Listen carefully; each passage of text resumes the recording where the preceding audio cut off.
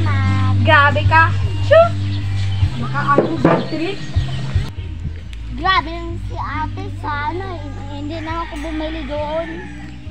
Sabihin ko kaya kay nanay na sinabi daw ko na yung marites ng kuripot. Sabihin ko kaya kay nanay na sinabi daw ko na yung marites ng kuripot.